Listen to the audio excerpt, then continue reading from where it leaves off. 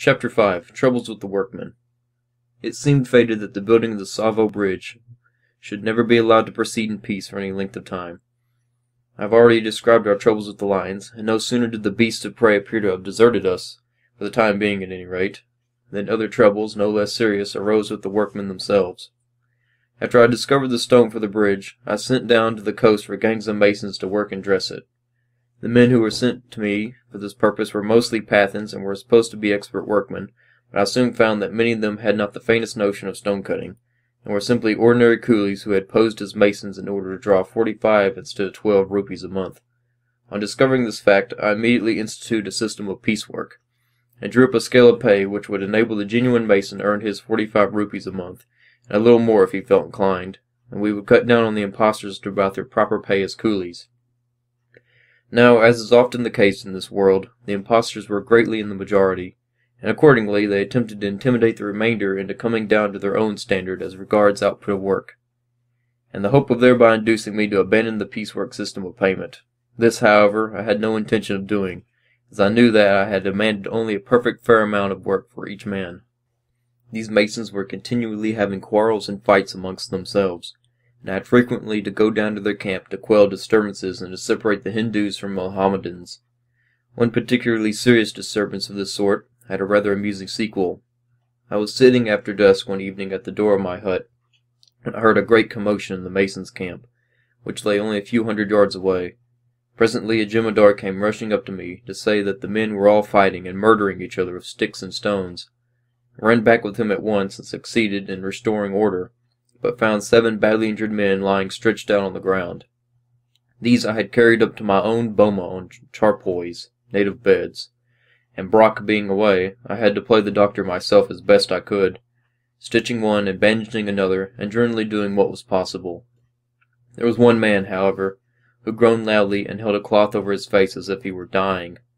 On lifting this covering I found him to be a certain mason called Kareem Bucks, who was well known to me as a prime mischief-maker among the men.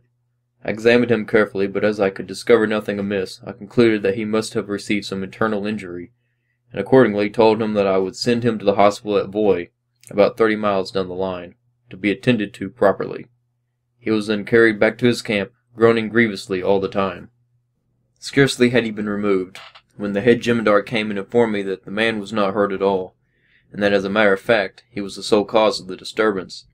He was now pretending to be badly injured in order to escape the punishment which he knew he would receive if I discovered that he was the instigator of the trouble. On hearing this, I gave instructions that he was not to go to Voi in the special train with the others.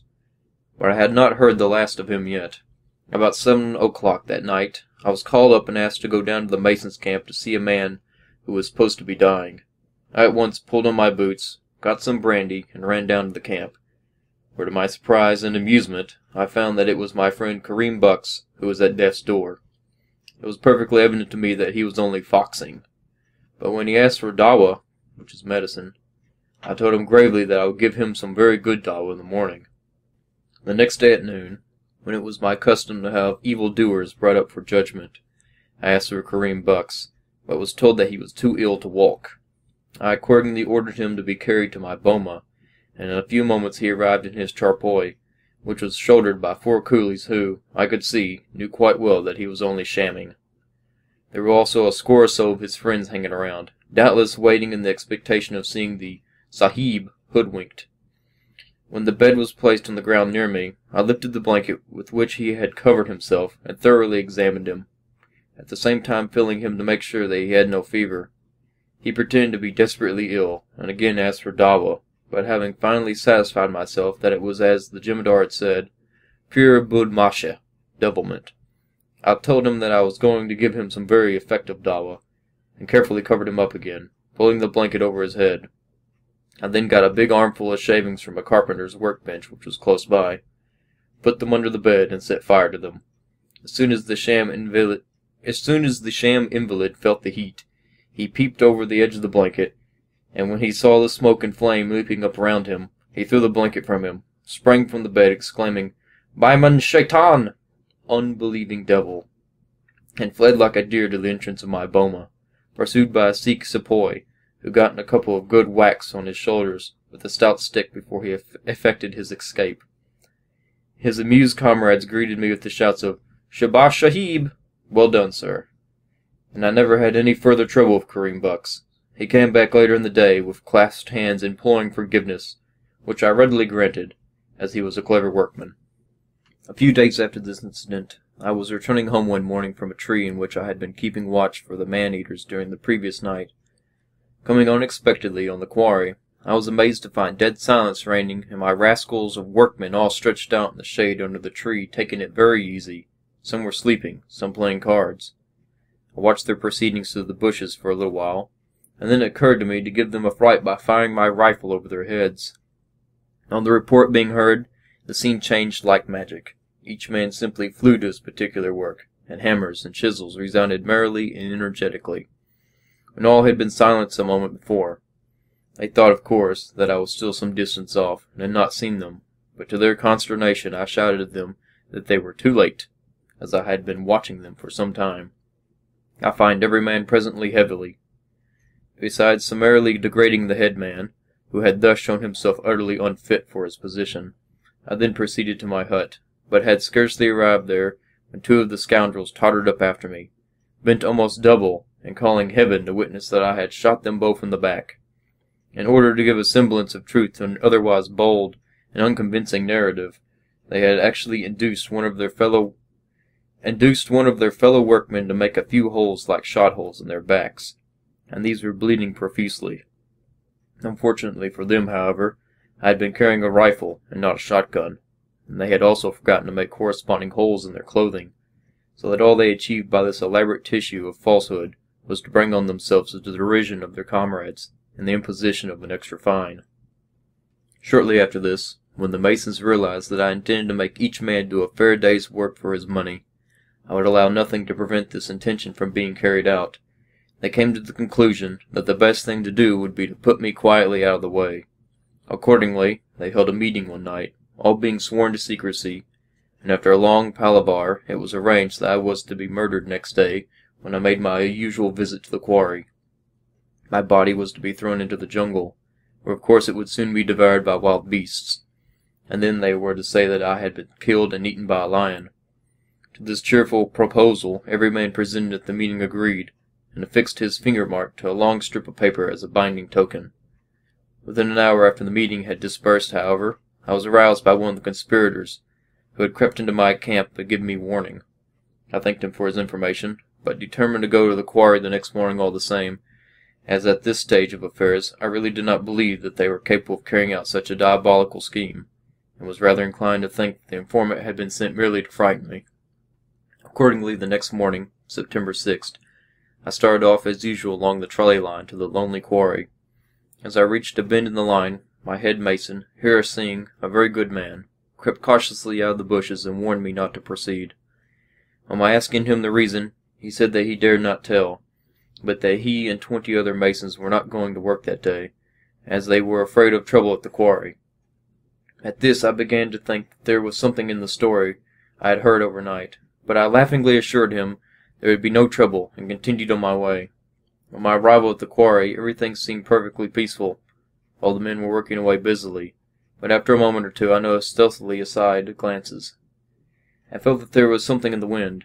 As soon as I came up to the first gang of workmen, the jemadar, a treacherous-looking villain, informed me that the men working further up the ravine had refused to obey his orders, and asked me if I would go and see to them. I felt at once that this was a device to lure me into the narrow part of the ravine, where, with gangs in front of me and behind me, there would be no escape. Still I thought I would see the adventure through, whatever came of it, so I accompanied the jemadar up the gully. When we got to the further gang, he went so far as to point out the 2 men who, he said, had refused to do what he told them. I suppose he thought that as I was never to leave this place alive, it would not matter whom he complained of. I noted their names in my pocketbook in my usual manner, and turned to retrace my steps. Immediately a yell of rage was raised by the whole body of some 60 men, answered by a similar shout from those I had first passed, and who numbered at about 100. Both groups of men, carrying crowbars and flourishing with heavy hammers, then closed in on me in the narrow part of the ravine. I stood still, waiting for them to act, and one man rushed at me, seizing both my wrists and shouting out that he was going to be hung or shot for me. Rather a curious way of putting it, but that was his exact expression. I easily wrenched my arms free and threw him from me. But by this time I was closely hemmed in, and everywhere I looked I could see nothing but evil and murderous-looking faces. One burly brute, afraid to be the first to deal a blow, hurled the man next to him at me, and if he had succeeded in knocking me down, I am certain that I should never have gotten up again alive. As it was, however, I stepped quickly aside, and the man intended to knock me down was himself thrown violently against a rock, over which he fell heavily. This occasioned a moment's confusion, of which I quickly took advantage. I sprang on top of the rock, and before they had time to recover themselves I had started haranguing them in Hindustani. The habit of obedience still held them, and fortunately they listened to what I had to say. I told them that I knew all about their plot to murder me, and that they could certainly do so if they wished, but that if they did, many of them would assuredly be hanged for it, as the Sirkar, the government, would soon find out the truth, and would disbelieve their story that I had been carried off by a lion.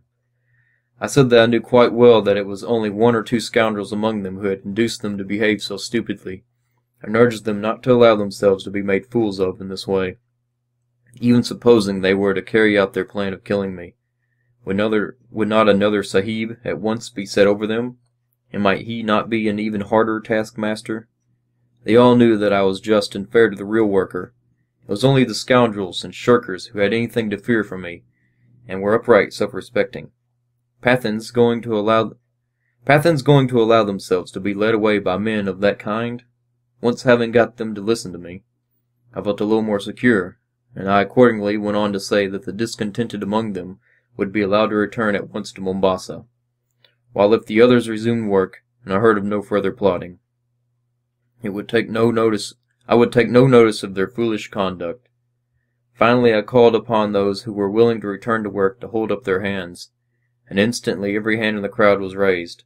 I then felt that for the moment the victory was mine, and after dismissing them, I jumped down from the rock and continued my rounds as if nothing had happened, measuring a stone here and there, and commenting on the work done. They were still in a very uncertain and sullen mood, however, and not at all to be relied upon, so it was with feelings of great relief that an hour later I made my way back, safe and sound, to Tsavo. The danger was not yet past, unfortunately, for scarcely had I turned my back to go home when the mutiny broke out again, another meeting being held, and a fresh plot made to murder me during the night. Of this I was soon informed by my timekeeper, who also told me that he was afraid to go out and call the roll, as they had threatened to kill him also. At this further outrage I lost no time in telegraphing for the railway police, and also to the district officer, Mr. Whitehead, who immediately marched his men 25 miles by road to my assistance. I have no doubt, indeed, that his prompt action alone saved me from being attacked that very night. 2 or 3 days afterwards the railway police arrived and arrested the ringleaders in the mutiny, who were taken to Mombasa and tried before Mr. Crawford, the British consul. When the full details of the plot to murder me were unfolded by one of them who turned Queen's evidence, all the scoundrels were found guilty and sentenced to various terms of imprisonment in the chain gangs, and I was never again troubled with mutinous workmen.